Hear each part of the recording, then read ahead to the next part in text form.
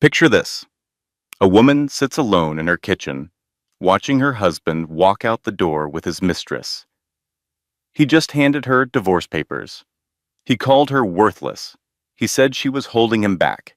She signs without a fight. He smirks. He has no idea that in exactly 72 hours, he will discover that the wife he just threw away is about to become his boss's boss, the owner of the entire company where he works.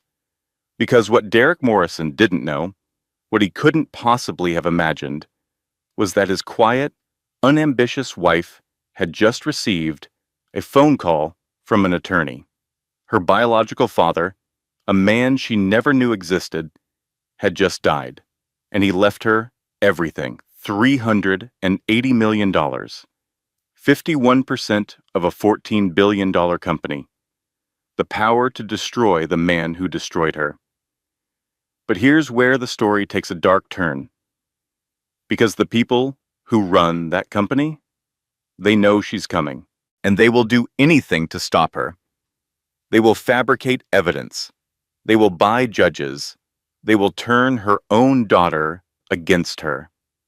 And when none of that works, they will take the one thing she loves more than any inheritance, her 8-year-old daughter. What happens next will test everything Emma Morrison thought she knew about power, revenge, and what it truly means to win.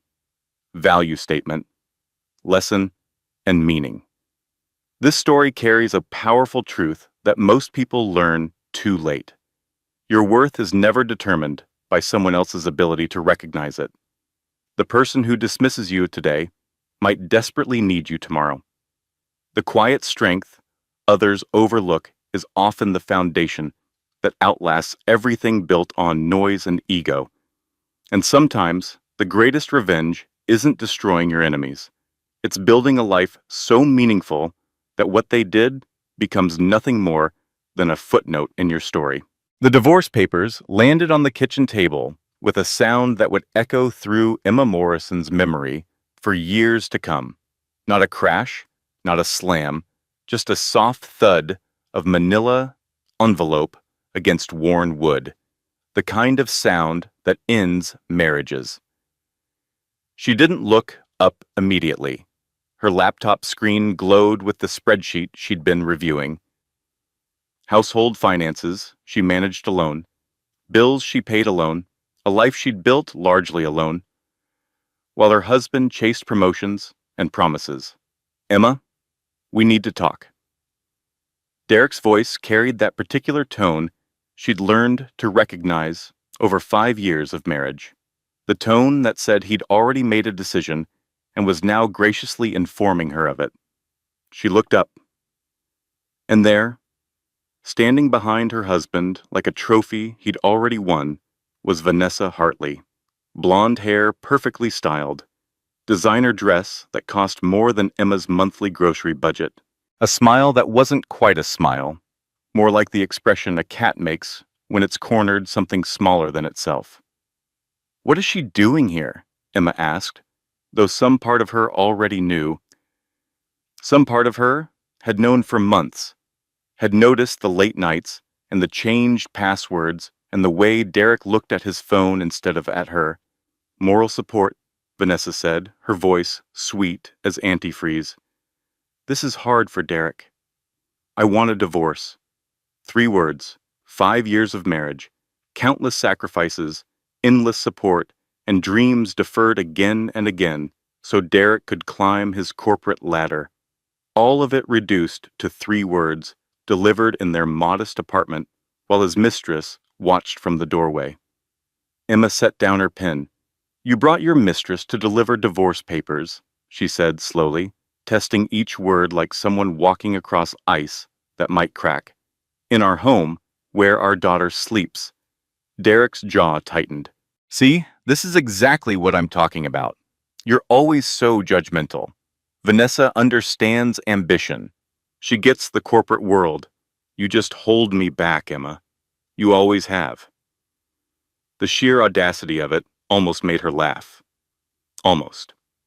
"I hold you back," she repeated, The woman who put you through business school while working 2 jobs.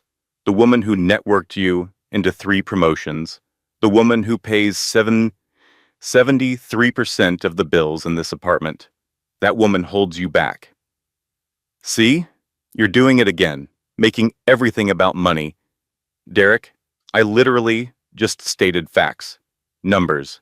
Math. Vanessa touched Derek's arm with practiced intimacy. Baby, don't engage. She's trying to manipulate you. Emma turned to look at her directly for the first time.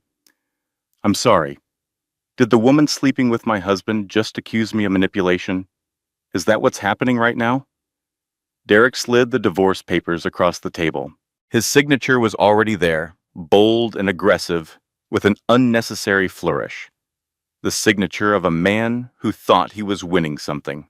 I want half of our savings, he said. Fair is fair. Half of our savings, the savings I contributed 80% of. Marriage is a partnership. So is adultery, apparently. Vanessa stepped forward. I have a law degree, you know. We made sure these papers are airtight. A law degree from where? Online. Ah, so you can Google. Impressive. Derek slammed his hand on the table, making Emma's coffee cup rattle.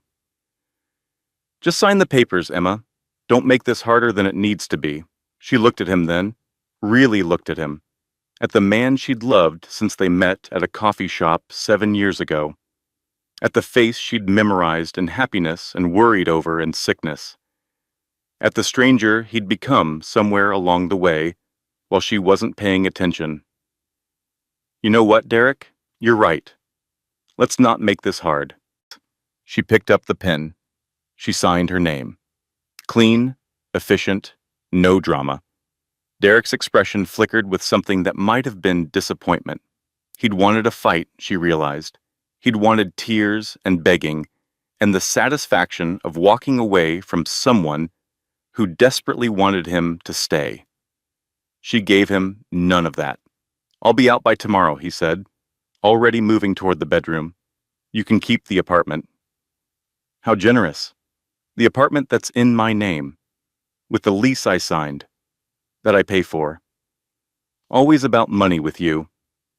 He disappeared into the bedroom with Vanessa trailing behind him, and Emma sat alone in the kitchen listening to them pack, listening to them laugh about something she couldn't hear, listening to the sounds of her marriage ending, while her signature dried on papers that would supposedly set her free. Her phone rang. Unknown number. She almost didn't answer, but something made her reach for it. Some instinct that this ordinary Tuesday evening was about to become something else entirely. Hello? Am I speaking with Emma Collins? She frowned. Morrison. Emma Morrison. No, ma'am. I'm calling about Emma Collins, your birth name, before the adoption. Emma's hand tightened on the phone. In the background, Derek and Vanessa were arguing about which suitcase to take. Normal sounds, divorce sounds. The sounds of a life falling apart in the most ordinary way possible. Who is this? My name is Robert Carmichael. I'm an attorney representing the estate of Victor Whitmore. Ms. Collins, I'm afraid I have some difficult news, followed by some rather significant news. Victor Whitmore, the tech billionaire, the founder of Whitmore Technologies, the company where Derek had worked for the past 5 years, the company Derek had just mentioned in the same breath as Vanessa's name. I don't understand, Emma said. What does Victor Whitmore have to do with me? Ms. Collins, Victor Whitmore was your biological father, and you are the sole heir to his estate. Silence. In the bedroom, Derek called out, Emma, where's my blue tie, the silk one? Check the closet, she answered automatically, her voice coming from somewhere far away. Left side. Whatever. I'll buy a new one. Vanessa says I need to upgrade my wardrobe anyway. He walked past her, suitcase in hand, Vanessa trailing behind with the smug satisfaction of someone who believes they've won the ultimate prize. Good luck, Emma, Derek said without looking at her. I hope you find whatever it is you're looking for. They left. The door closed, and Emma Morrison sat alone in her apartment, holding a phone that connected her to an inheritance worth $380 million, while the man who just divorced her for being worthless drove off to celebrate with the woman who'd convinced him to leave. Miss Collins? Robert Carmichael's voice came through the phone. Are you still there? Mr. Carmichael, Emma said slowly.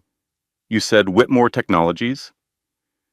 Yes, headquartered right here in Chicago.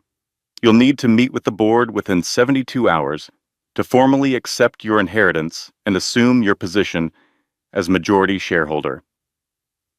My husband works there.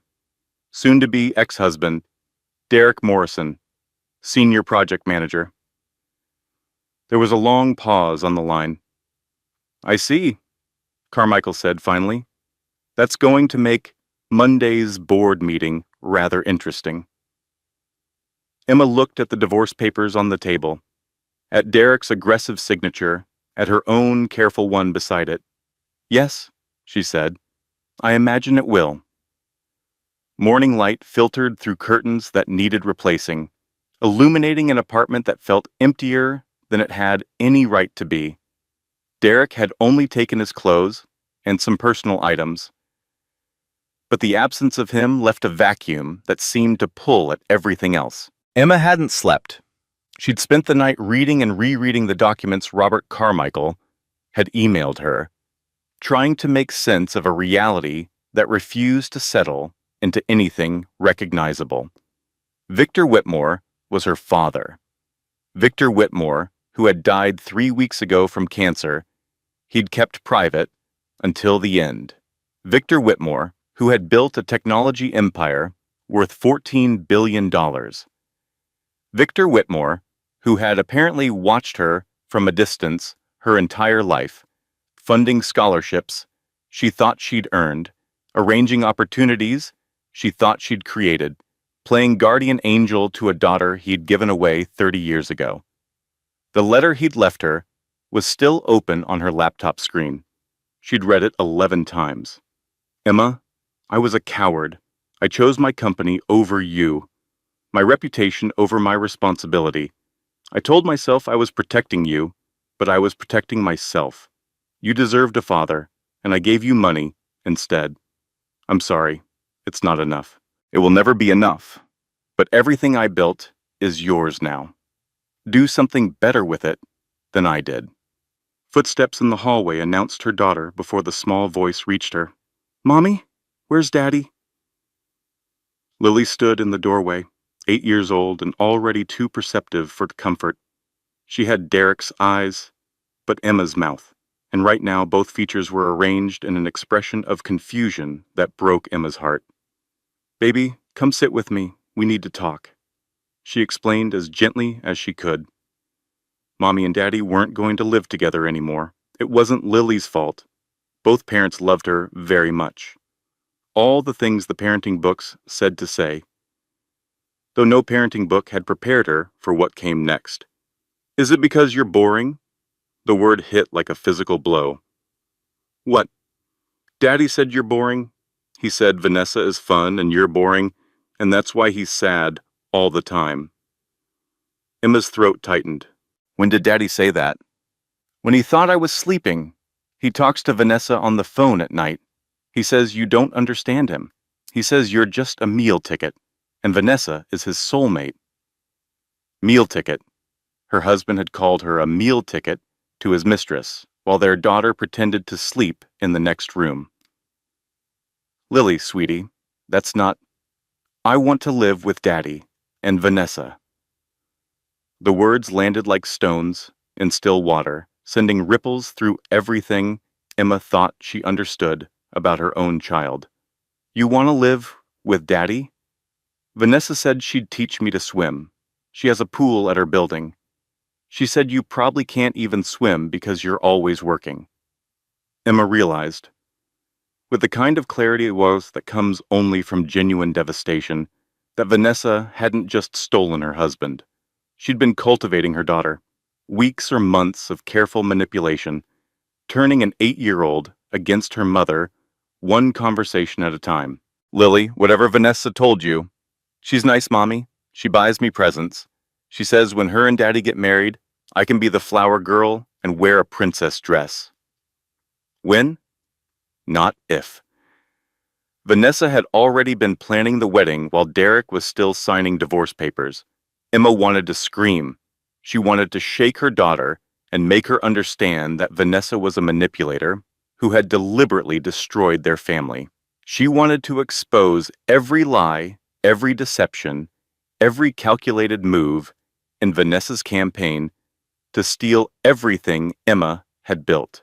But Lily was 8 years old, and 8-year-olds believe in princess dresses and swimming pools and adults who buy them presents. I love you, Emma said instead. No matter what happens, no matter what anyone tells you, I love you more than anything in the world. Lily nodded, but her eyes were already drifting toward her phone, toward the messages Emma knew Vanessa had been sending, toward a future that didn't include a mother who was always working and never fun. Later that morning, Emma met with Robert Carmichael in his downtown office. The space was exactly what she'd expected from a man who charged $1,500 an hour. Mahogany furniture, original art, and a view of the Chicago skyline that probably cost more than her annual salary. Your father left you 51% of Whitmore Technologies, Carmichael explained, sliding documents across his desk. That's controlling interest. The company is currently valued at $14.2 billion. And no one knows about me? The board knows Victor had a secret heir. They've been preparing for an announcement, expecting some distant relative. They have no idea you've been living in Chicago this whole time, married to one of their own employees. Emma thought about Derek's smug face as he handed her the divorce papers, about Vanessa's predatory smile, about Lily asking to live with the woman who was systematically turning her against her mother. When is the announcement scheduled? Tuesday. But Ms. Morrison, I need to warn you. There are people on that board who will resist your leadership. You have no corporate experience. Some may try to challenge the will. Let them try. Carmichael smiled slightly. Your father said you'd say that. Emma left his office with 72 hours to claim an inheritance worth hundreds of millions of dollars. 72 hours before Derek would learn that the wife he'd discarded as worthless was now his boss's boss's boss. She walked through downtown Chicago, past the glass tower of Whitmore Technologies, where Derek was probably at his desk right now, probably texting Vanessa about dinner plans, probably congratulating himself on escaping a marriage to someone so clearly beneath his ambitions. For the first time since the divorce papers landed on her table, Emma smiled. But she didn't notice the man watching her from across the street. She didn't see him make a phone call, didn't hear him say the words that would set events in motion she couldn't possibly anticipate. It's her, Colin's daughter. She's meeting with Carmichael. A pause. Understood. We'll handle it. Emma walked on, planning her revenge, unaware that someone else was planning something far more devastating. Friday morning began with a knock that would shatter everything. Emma had spent the past 2 days in intensive preparation. She'd reviewed financial reports, studied board member profiles, and rehearsed the moment when she would walk into that boardroom and watch Derek's face transform from smug satisfaction to horrified recognition. She was ready.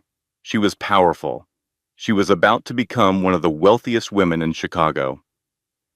And then someone knocked on her door. 2 police officers stood in the hallway. Behind them, Derek wore an expression of practiced concern that didn't reach his eyes. Vanessa stood slightly back, her hand resting on Derek's arm with possessive familiarity, and next to them, a woman in a severe business suit held a folder that would destroy Emma's carefully constructed plans. Ma'am, we have a court order for temporary emergency custody transfer. The words didn't make sense at first. They bounced around Emma's brain like balls in a pinball machine, refusing to settle into meaning. What? That's not possible? We haven't even filed for custody arrangements. The divorce was just, I'm Sandra Vance, attorney for Mr. Morrison. The woman in the suit stepped forward with the kind of smile that never touched the eyes. Based on evidence of an unstable home environment, a judge has granted temporary custody to my client, pending full psychological evaluation. Unstable environment? What evidence? This is insane. Sandra handed her a folder.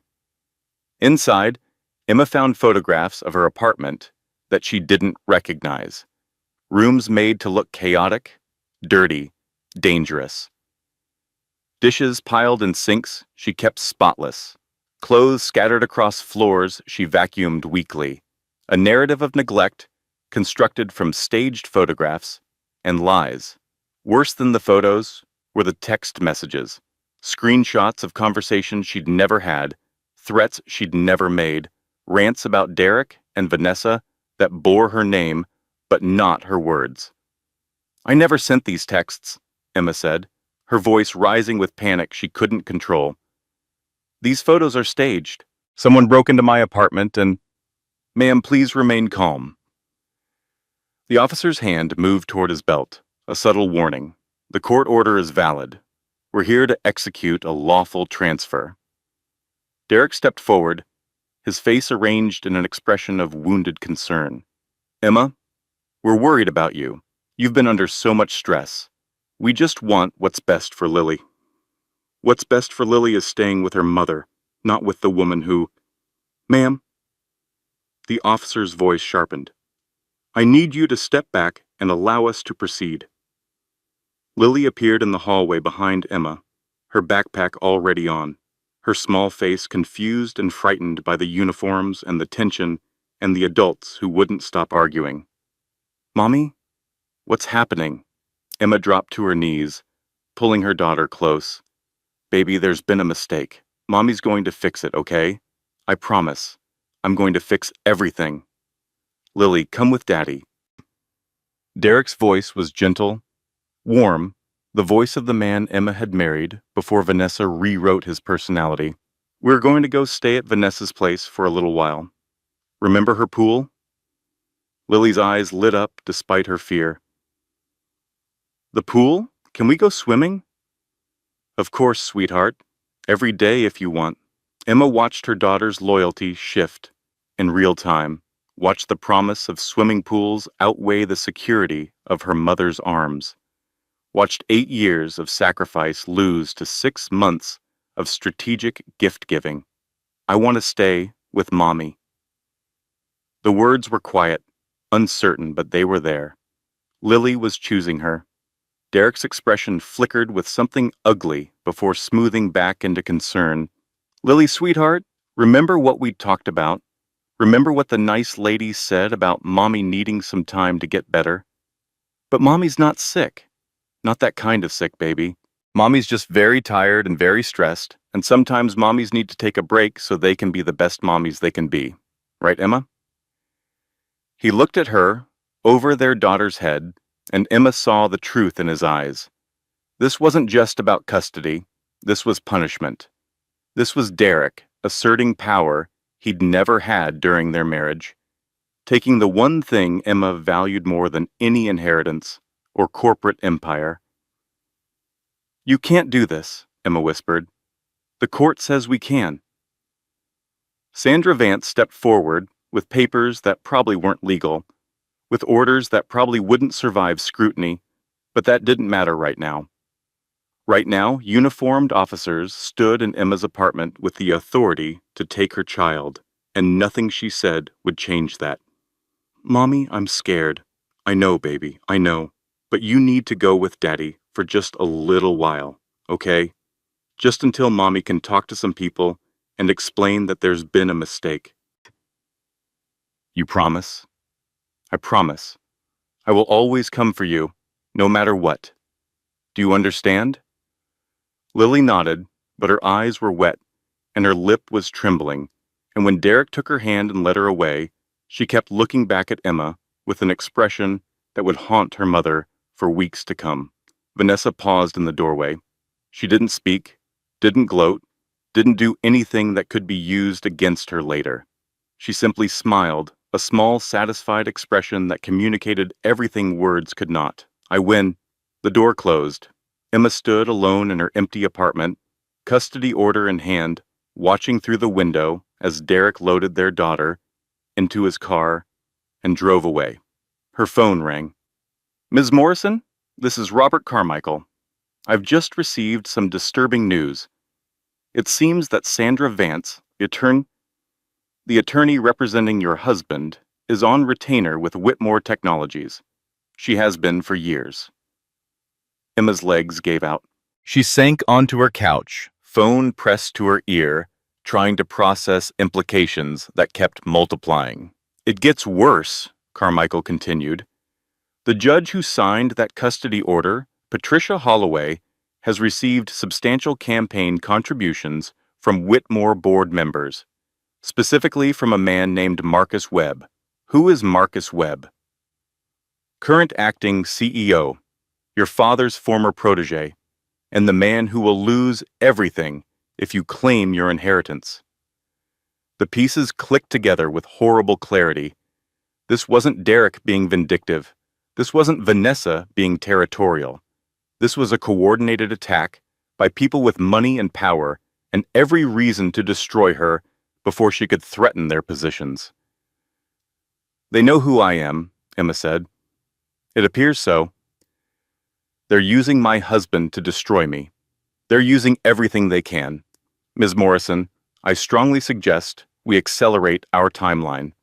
But Emma wasn't listening anymore. She was looking at the custody order in her hand, at the fabricated evidence, and bought judges and corporate machinery designed to crush people like her. She'd thought she understood power. She'd thought having money meant having control. Now she understood the truth. Power wasn't something you inherited. It was something you fought for. And the people who currently held it would do anything to keep it, including taking her daughter. Saturday brought destruction on a scale Emma couldn't have imagined. She woke to her phone buzzing with notifications, hundreds of them, social media alerts and news mentions and messages from numbers she didn't recognize. Her hands trembled as she opened her browser and typed her own name. The headlines hit like physical blows. Whitmore heir revealed, secret daughter exposed in messy divorce. Scandal, gold, digger, or grieving daughter? The woman claiming billions from tech giant's estate.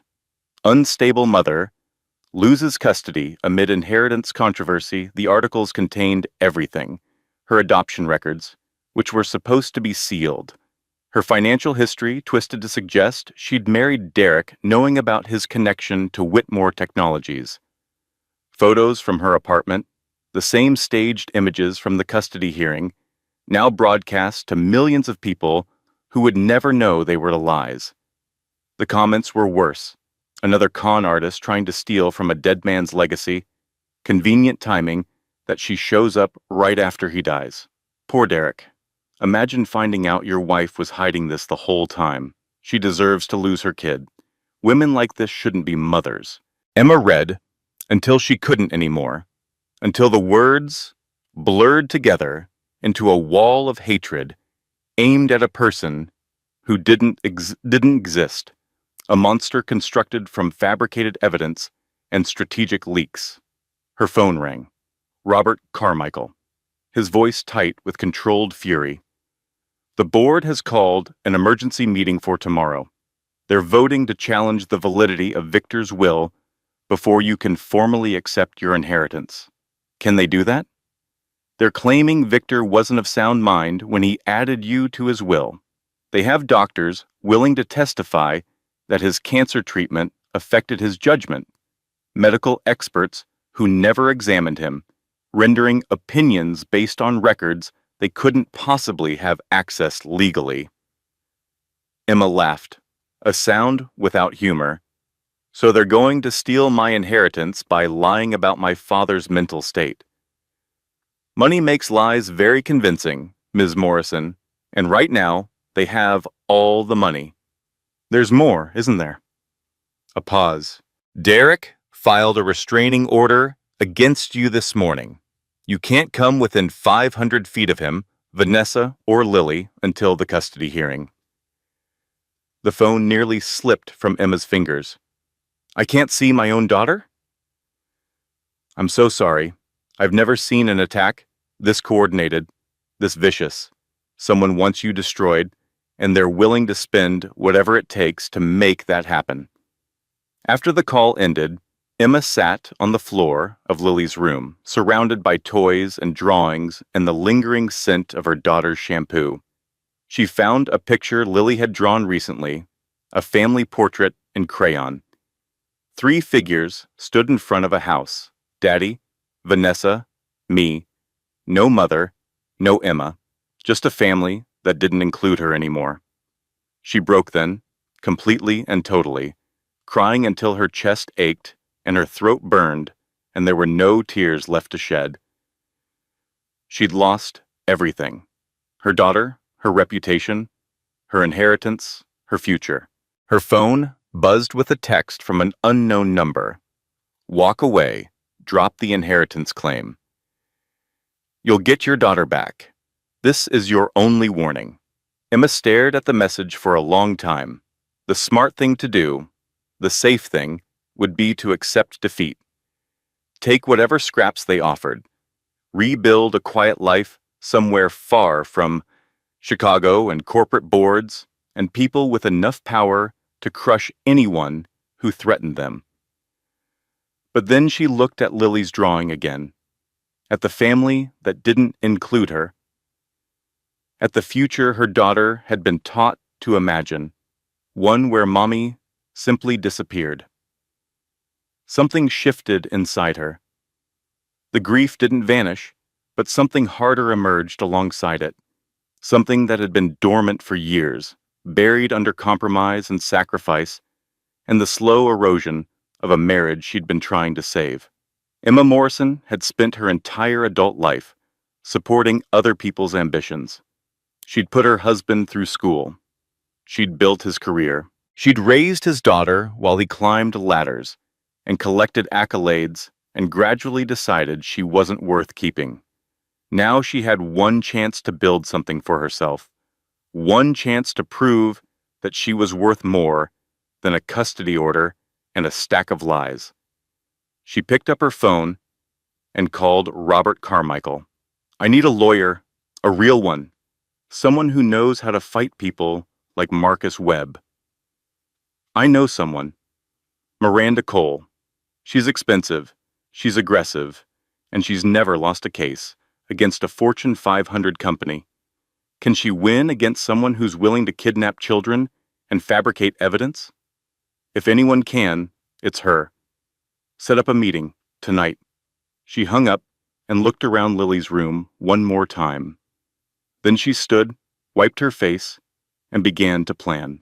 The woman who had signed those divorce papers without fighting, the woman who had let her husband walk away with nothing but a few sarcastic remarks, that woman was gone now. What emerged in her place was something harder, something that had been waiting her entire life for permission to exist.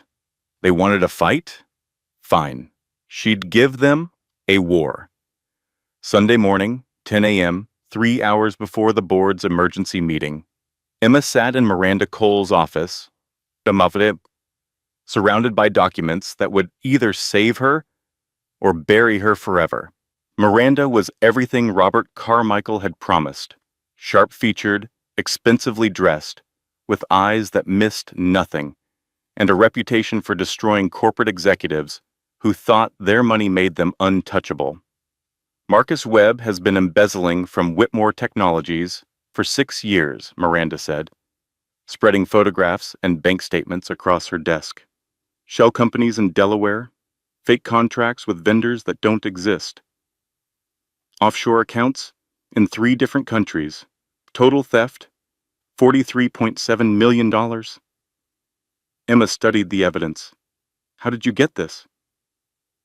His former assistant, a woman named Patricia Reeves. She's been keeping records for years, waiting for someone to listen. Webb promoted her to keep her quiet, then threatened her when she asked for a raise. She's ready to testify. Will that be enough to stop the board vote? Miranda smiled, the expression of a predator scenting blood. It'll be enough to have him arrested. Once the board sees that their acting CEO is a criminal, the challenge to your father's will becomes irrelevant. Who's going to believe a thief's accusations about your mental fitness to lead? What about Lily? What about the custody situation? Once you control Whitmore, Sandra Vance loses her protection. The fabricated evidence falls apart under real scrutiny. Judge Holloway recuses herself rather than face an investigation into her campaign contributions. You'll have your daughter back within a week. A week? 7 more days of Lily being manipulated by Vanessa, turned against her mother, taught to believe that the woman who'd raised her didn't want her anymore. That's too long. I know, but it's the best we can do legally, unless you want to try something that isn't legal, in which case you're talking to the wrong lawyer. Emma shook her head. No, if I'm going to run my father's company, I need to do it the right way. I need to be better than Marcus Webb, not worse. Then trust the process. We walk into that boardroom in 3 hours and we burn Marcus Webb's empire to the ground. After that, everything else falls into place. 3 hours later, Emma pushed open the doors of the Whitmore Technologies boardroom. 12 faces turned toward her. 11 showed various degrees of shock, confusion, and alarm. The 12th, Marcus Webb, showed nothing at all. He sat at the head of the table in a chair that still bore the imprint of Victor Whitmore's authority.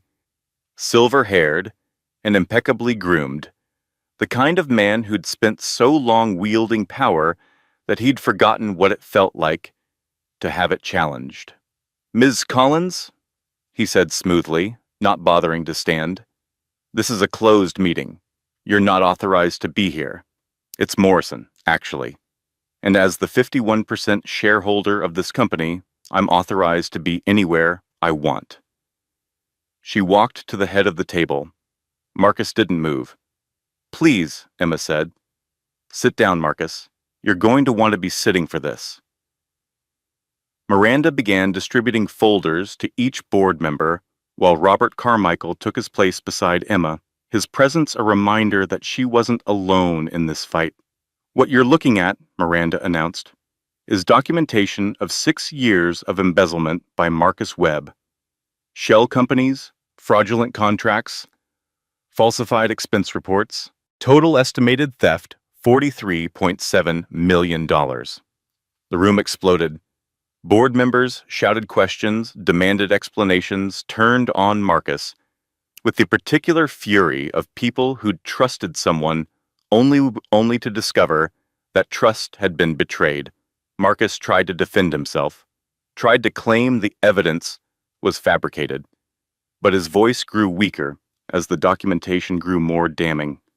Bank records, email chains, testimony from accountants who'd helped him hide the money, everything Miranda had promised, and more. "This is a setup," Marcus insisted, sweat beginning to show on his forehead. "She's trying to discredit me so she can steal the company. Victor Whitmore never wanted her to have any of this. He told me himself that his daughter was a disappointment, that he regretted ever—" "My father left me a letter," Emma interrupted, "written in his own hand, witnessed by 3 attorneys. Would you like me to read it to the board, or should we discuss what he actually thought of me versus what he thought of the man who was stealing from him?" Marcus's face went white. "Here's what's going to happen," Emma continued, her voice steady despite the pounding of her heart.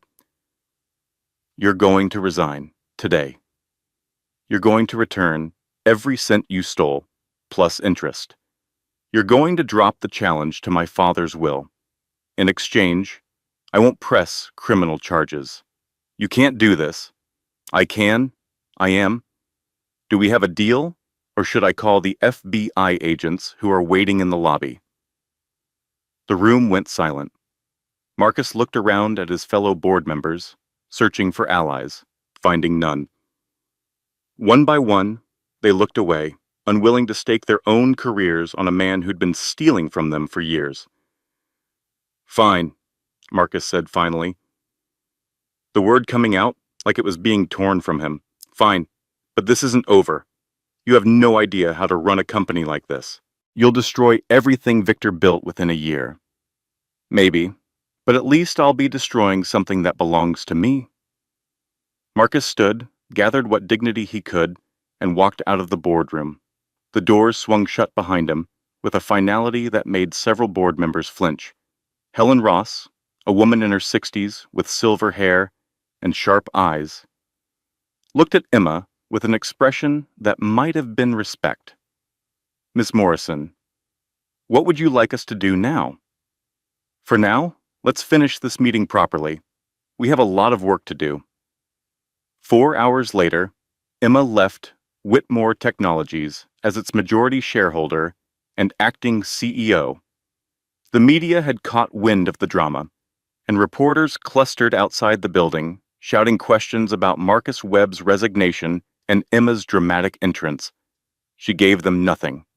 No comments, no interviews, no expressions of triumph that could be used against her later. She simply walked to her car, got in, and drove away. But alone in her car, stuck in Chicago traffic, Emma allowed herself one moment of genuine feeling. She'd won, against all odds, against enemies with more money and power and connections than she'd ever imagined. She'd won. Her phone buzzed with a text from Miranda. Board challenge dropped. Webb's lawyers are negotiating his resignation terms. You did it. Emma smiled for the first time in what felt like years. Then her phone buzzed again. This time, the message was from Derek. Emma, I need you to listen to me. They have Lily. Marcus has Lily. They took her from Vanessa's apartment this morning. He says if you don't give up the company, if you don't walk away from everything, he's going to hurt her. The smile died. The car seemed to shrink around her, and Emma Morrison understood, with devastating clarity, that her victory had just become the beginning of something far worse. The warehouse where they were keeping Lily was on the outskirts of Chicago, in an industrial district that had been dying slowly for decades. Emma knew this because Miranda's investigators had tracked the signal from Lily's tablet, the one Vanessa had given her, the one that was still broadcasting location data to anyone who knew how to look. But knowing where Lily was and getting her back were two very different things. Marcus has hired private security, Miranda explained over the phone, her voice tight with controlled urgency. Former military, trained in extraction scenarios. If we go in without proper backup, people could get hurt, including Lily. Then what do? We do exactly what Marcus expects. You hold the press conference, you announce that you're rejecting the inheritance, and while he's watching you surrender, my team moves in. What if something goes wrong? Then the FBI is standing by. I've already briefed them on the situation. They're treating it as a kidnapping, which means they can act without waiting for local authorities. Emma stood in the lobby of Whitmore Technologies, surrounded by cameras and microphones and reporters who thought they were about to witness the end of a corporate drama. None of them knew about the parallel operation happening 20 miles away, or the 8-year-old girl sitting in a warehouse, waiting for her mother to save her. Are you sure this will work? No, Miranda admitted. But it's the best chance we have, Emma. I need you to trust me. Can you do that? Trust. Such a small word for such an enormous leap. Yes. Then go out there and give the performance of your life. Emma walked to the podium. Cameras flashed, reporters shouted questions, and in the back of the room, watching with an expression of smug satisfaction, stood Marcus Webb. He'd come to watch her surrender personally, to savor the moment when all his plans came together and the woman who'd threatened his empire finally bent to his will. Emma gripped the podium and began to speak. "Thank you all for coming. I have an announcement to make regarding my position at Whitmore Technologies." Marcus's smile widened. "When I learned of my father's passing and my unexpected inheritance, I felt overwhelmed. The responsibility, the weight of his legacy, and recent personal difficulties have made me realize that I may not be the right person to lead this company." Gasps from the crowd. Marcus's smile became predatory. "Therefore, I am announcing my intention to—" Her phone buzzed in her pocket. One word from Miranda. "Acquired." Emma's expression changed. The mask of defeat fell away, revealing something harder and far more dangerous underneath. "Actually," she said, "let me rephrase that." Marcus's smile faltered. "I am announcing my intention to remain as majority shareholder and acting CEO of Whitmore Technologies. And I am also announcing that Marcus Webb is being arrested right now for kidnapping, extortion, embezzlement, and approximately 15 other federal charges that I'm probably forgetting." The room erupted. Marcus tried to run. 2 FBI agents stepped in front of him before he'd taken 3 steps. On the screens behind Emma, footage began playing, security camera images of Marcus's men entering Vanessa's building, carrying a struggling child to a waiting van, loading her into a vehicle that could be traced directly to accounts Marcus controlled. "You wanted to make a deal, Marcus?" Emma said, her voice cutting through the chaos. "Here's my counteroffer. Prison." She didn't stay to watch him being handcuffed. She was already running, pushing through the crowd of reporters, ignoring the shouted questions and the flash of cameras. Miranda had a car waiting outside, engine running, and within seconds, they were speeding toward the warehouse, where Lily was being held. The scene when they arrived looked like something from an action movie. FBI vehicles, flashing lights, agents in tactical gear, escorting handcuffed men from the building. And there, wrapped in a shock blanket and surrounded by paramedics, sat Lily. "Mommy Mo," Emma ran. She'd never moved so fast in her life, covering the distance between them and what felt like a single heartbeat. And then Lily was in her arms, small and warm and alive, crying into her shoulder, while Emma held on so tight she might never let go. "I knew you'd come," Lily sobbed. "I told the bad men. I said my mommy would find me. I will always find you, baby. Always, no matter what. They said you didn't want me. They said you gave me away because you wanted the money instead of me." Emma's heart broke and reformed in the space of a single breath. "That was a lie, sweetheart. Everything they told you was a lie. I love you more than any amount of money in the world. More than anything. Do you understand?" "I love you too, Mommy. I'm sorry I said I wanted to live with Daddy. I didn't mean it. I was just scared." "I know, baby. I know."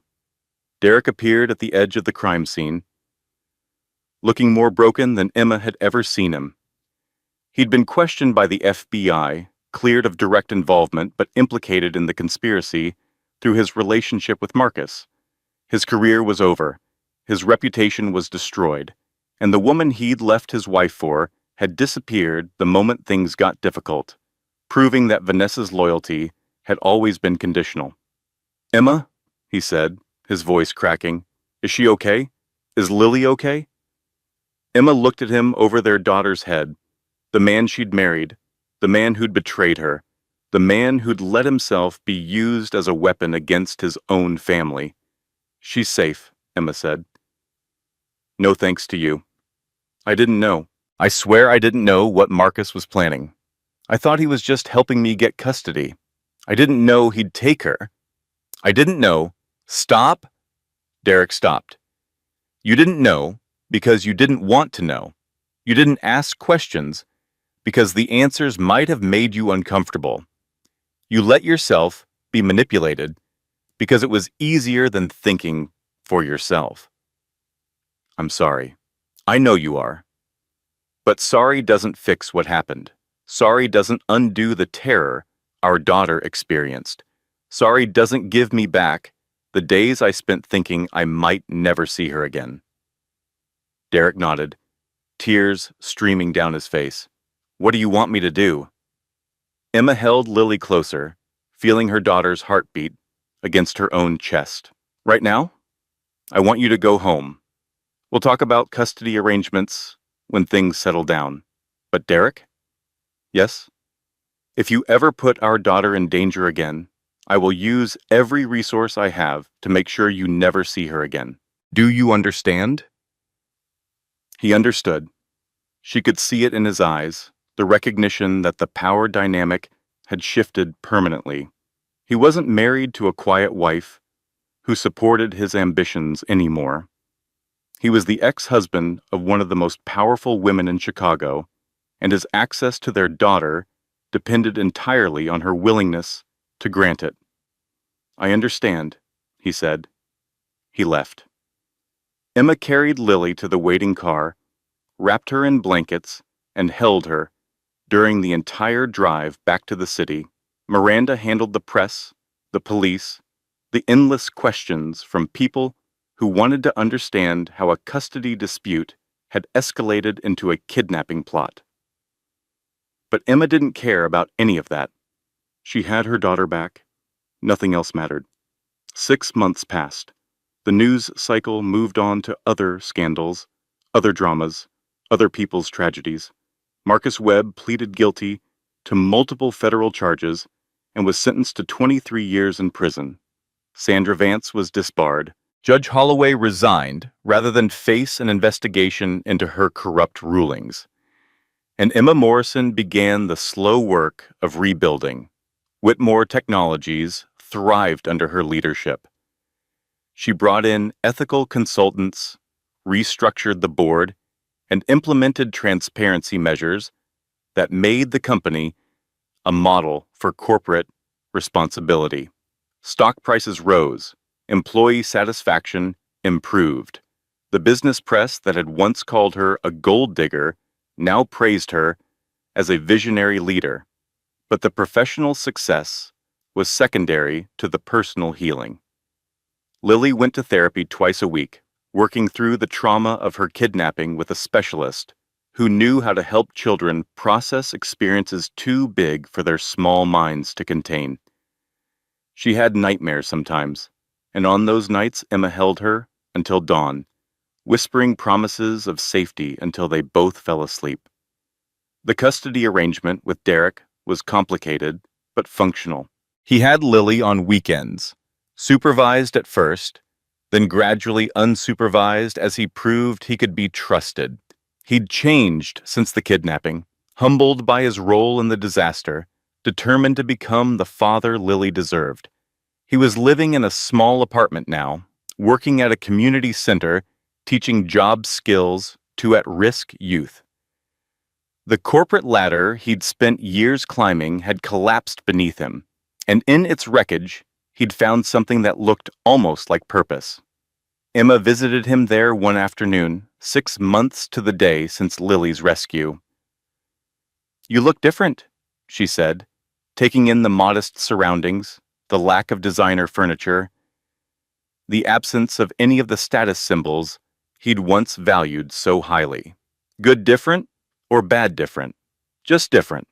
They sat on his tiny balcony, overlooking a parking lot instead of a skyline, drinking coffee from mismatched mugs. "I've been thinking about what you said," Derek told her, "about how I measured value, about what actually matters. And I was wrong about everything. I spent my whole life chasing things that didn't mean anything, and I threw away the only thing that did." Emma waited. "I'm not asking you to take me back," he continued. "I know that's not possible. I just wanted you to know that I finally understand what I lost. Not the money, not the inheritance. You, the person you are, the person I never really saw. What happened to Vanessa?" Derek laughed without humor. "She left about 6 hours after I resigned. Found someone else on the executive track. I think she's engaged now. Wow. 6 whole hours. She really did have feelings for you. Your sarcasm has gotten meaner. Being kidnapped and blackmailed does that to a person. They sat in silence for a while, watching the sun set over Chicago. Two people who'd once promised each other forever and were now learning what it meant to be something else entirely. I want to be better, Derek said finally. For Lily, I want to be the kind of father she can actually respect. Then be better. It's not complicated, Derek. It's just hard. Is that what you're doing? Being better? Emma thought about the question, about the company she was building, about the foundation she'd created in her father's name, about the woman she was becoming, one decision at a time. I'm trying, she said. Some days I succeed, some days I fail, but I keep trying. That's more than I ever did. Yes, it is. She stood to leave, but paused at the door. Derek? Yeah? Lily loves you. Despite everything, she still loves you. Don't waste that. She left him sitting on his balcony, staring out at a future that looked nothing like the one he'd planned, but might, if he worked hard enough, become something worth having. 1 year after her father's death, Emma Morrison stood at the window of her office at Whitmore Technologies and watched the sun rise over Chicago. She'd earned this view. Not inherited it, not married into it, earned it through work and sacrifice and the refusal to surrender when everything seemed lost. Her phone buzzed with a text from James Thornton, the pediatric surgeon she'd been dating for 3 months. Miss you. Dinner tonight? She smiled. Miss you too. Pick me up at 7. James was nothing like Derek. Quiet where Derek had been loud. Thoughtful where Derek had been impulsive. Present in ways that Derek, even at his best, had never managed to be. She wasn't sure if what they had would last. She'd learned to be cautious about forever, but for now, it was good. Real. Something worth protecting. Her assistant knocked. Ms. Morrison, your 9 o'clock is here. Send them in. The door opened, and Lily bounded into the room, followed at a more sedate pace by Derek. Mommy, look what I made. Lily held up a drawing, crayon on construction paper, the kind of art that only makes sense to parents and the children who create it. But Emma could make out 3 figures: a tall woman with yellow hair, a smaller girl with pigtails, and a man standing slightly apart, but still part of the scene. That's beautiful, baby. Is that us? That's you and me and Daddy. I made one for your office and one for Daddy's apartment. Emma looked at Derek over Lily's head. He shrugged. A small, rueful gesture that acknowledged everything that had passed between them without needing to speak it aloud. Thank you, sweetheart. I'll hang it right here where I can see it every day. After they left, Lily chattering about her weekend plans, and Derek doing his best to keep up with her energy, Emma sat at her desk and looked at the drawing. A family, fractured but still connected. Not the one she'd imagined when she married Derek, but real nonetheless. Her computer chimed with an incoming video call. The board meeting she'd been preparing for, a discussion of quarterly results and strategic initiatives, and all the details that came with running a $14 billion company. She answered the call, settled into her role as CEO, and did the work. But between agenda items and financial projections, she found herself thinking about the journey that had brought her here. The divorce papers that had ended one life and begun another. The inheritance that had transformed everything she thought she knew about herself. The daughter she'd almost lost, and the ex-husband who was slowly becoming someone she could almost respect. None of it had been easy. All of it had been necessary. And somewhere in the distance, in a federal prison, where he'd spend the next 2 decades contemplating his choices, Marcus Webb was learning what it meant to lose everything. Justice, Emma had discovered, wasn't about revenge. It was about consequences, about systems that worked the way they were supposed to, about truth having more power than lies, even when the lies had money behind them.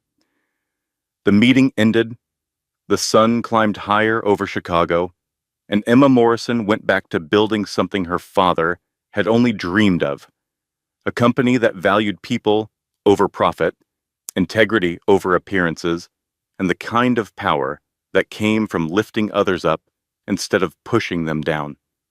It wasn't the ending she'd expected.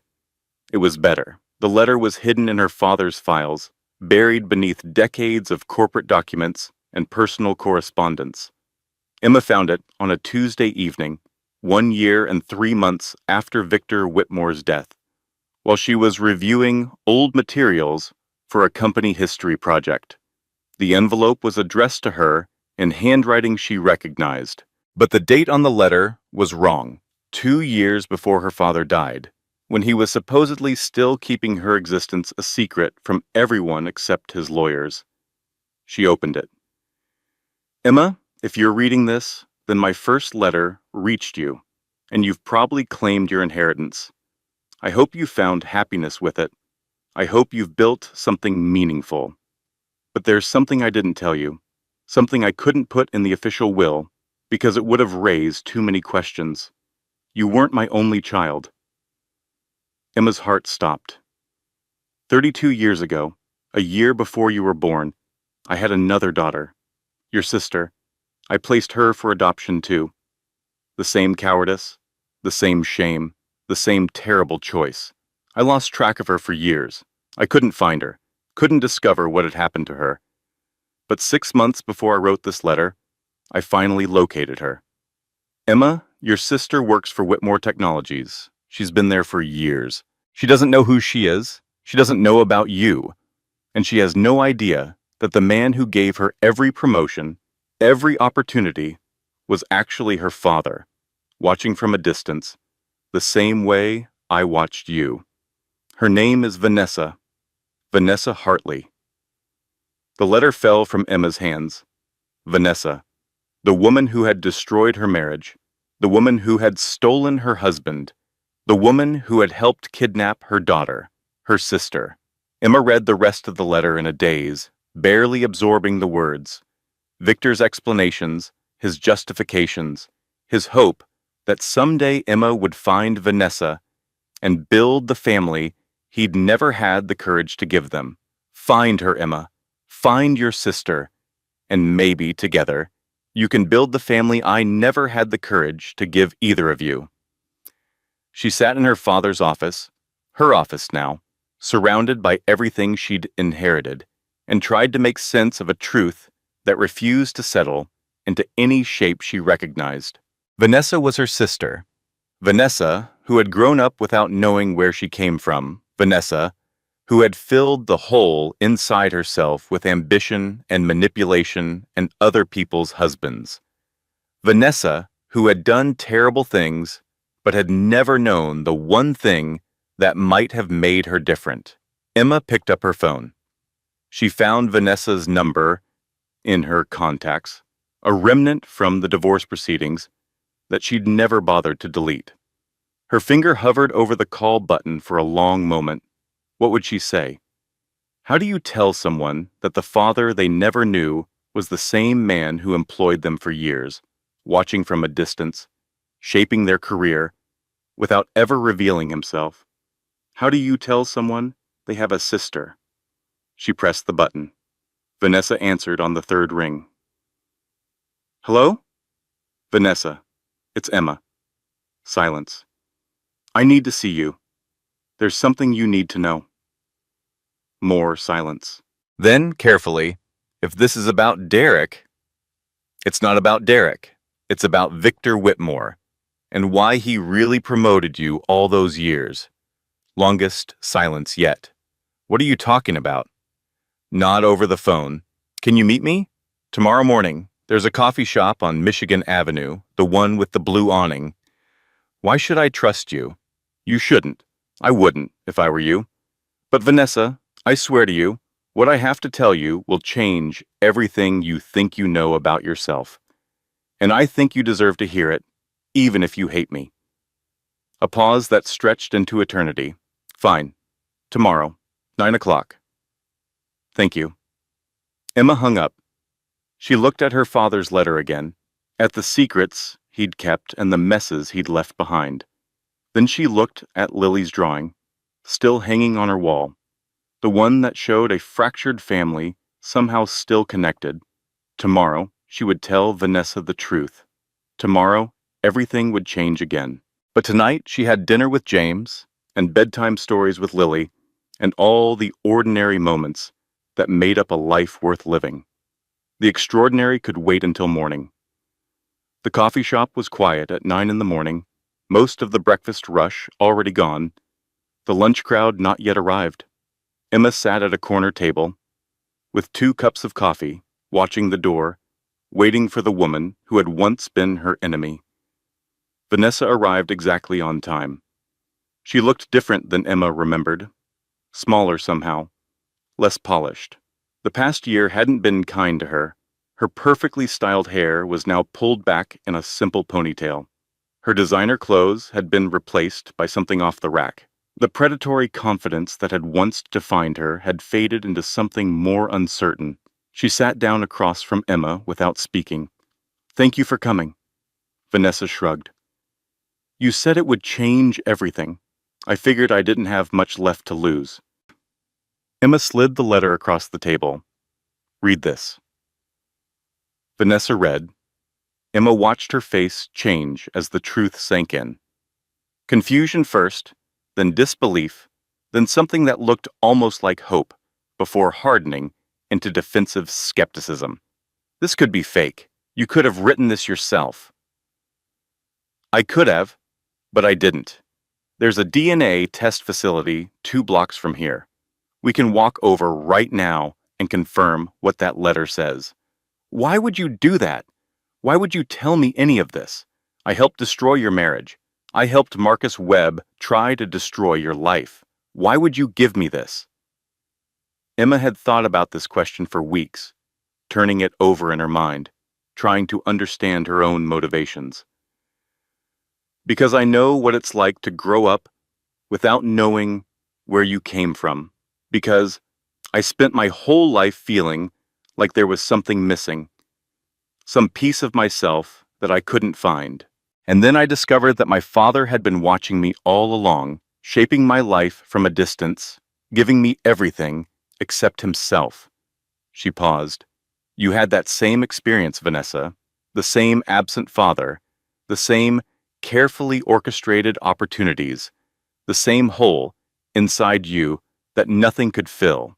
The only difference is that you tried to fill it with power and manipulation, while I tried to fill it with other people's approval."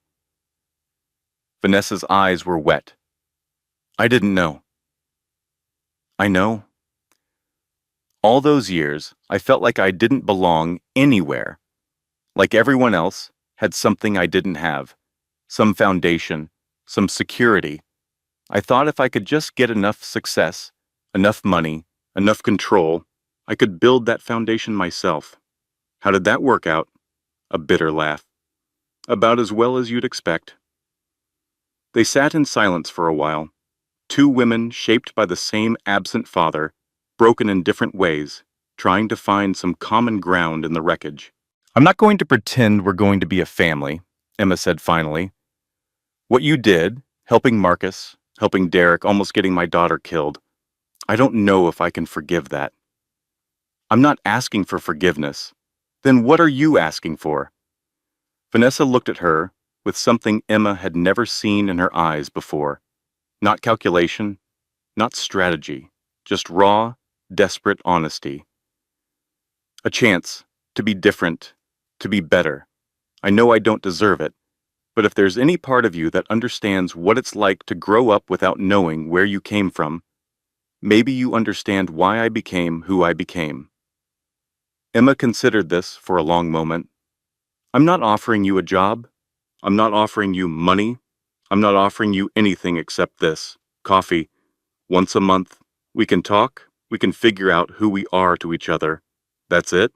That's it. And Vanessa, if you ever threaten my family again, I will destroy you, sister or not." Vanessa nodded slowly. "Fair?" They sat in silence for a while longer, two women at the beginning of something neither of them could name. "One more thing," Emma said. "What?" "You're paying for coffee. Consider it the beginning of a very long repayment plan." For the first time since she'd sat down, Vanessa smiled. "Fair?" They finished their coffee. They exchanged phone numbers, real ones this time. Not the weaponized contact information of enemies, but the tentative connection of people who might someday become something else. And when Emma walked out of that coffee shop into the Chicago sunlight, she felt something she hadn't expected: hope, not for a perfect ending, not for a fairy tale reconciliation, but for something more realistic and perhaps more valuable. The possibility that two people shaped by the same tragedy might learn to shape something different together. Her phone buzzed. A text from Lily. "Mom, when are you coming home? James is making pancakes." Emma smiled. "Coming now," she typed back. "Save me some?" She walked toward her car, toward her daughter, toward the life she'd built from the ruins of the one that had been destroyed. Behind her, Vanessa stood at the coffee shop window, watching her sister leave, holding a letter that explained everything and nothing all at once. Two daughters of Victor Whitmore, two women who might someday be sisters, two stories that were only beginning. Emma drove home to pancakes and laughter and the ordinary chaos of a Saturday morning. James had gotten flour in his hair trying to flip pancakes dramatically. Lily was critiquing his technique with the brutal honesty of a 9-year-old. And in the middle of it all, Emma found exactly what she'd spent her whole life searching for: not wealth, not power, not revenge on the people who'd hurt her. Just this: family, connection, the knowledge that she belonged somewhere. Later that night, after Lily was asleep and James had gone home, Emma sat on her balcony and looked out at the city lights. She thought about her father, who had chosen his company over his daughters, and regretted it until the day he died. She thought about Derek, who had chosen ambition over love, and was slowly learning what that choice had cost him. She thought about Marcus Webb, who had chosen power over everything, and was now spending 23 years contemplating that choice in a federal prison. And she thought about Vanessa, who had chosen survival by any means necessary, and was now facing the possibility of becoming someone different. All of them shaped by their choices. All of them living with the consequences. Emma had made her own choices. Some had been good, some had been terrible, but she was still here, still standing, still building something that might outlast her. That was enough. It would have to be. Her phone buzzed one more time. A text from an unknown number. "Same time next month?" Emma smiled. "Same time next month?" she typed back. Then she went inside, turned off the lights, and went to bed. Tomorrow would bring new challenges, new complications, new opportunities to choose who she wanted to be. But tonight, she was exactly where she belonged. And that, in the end, was the only inheritance that truly mattered. If you've ever been underestimated, if you've ever been told you weren't enough, if you've ever wondered what would happen if the person who dismissed you suddenly realized what they lost, this story is for you. Drop a comment below and tell me, have you ever experienced a moment when someone who underestimated you finally saw your true value? I read every single comment, and your stories inspire future content. If this video resonates with you, hit that like button. It helps more people discover stories that actually mean something. And if you're new here, consider subscribing and turning on notifications. We release powerful stories like this every week. Stories about resilience, justice, and the quiet strength that changes everything. Now, let's begin. Closing statement. Thank you for staying until the end. This content was carefully researched, developed, and manually edited by our team to deliver meaningful stories with real lessons. We believe that great storytelling should do more than entertain. It should inspire, challenge, and remind you of the strength you already possess. If this story touched you, share it with someone who needs to hear it today. Until next time, remember, your value doesn't decrease based on someone's inability to see your worth. See you in the next story.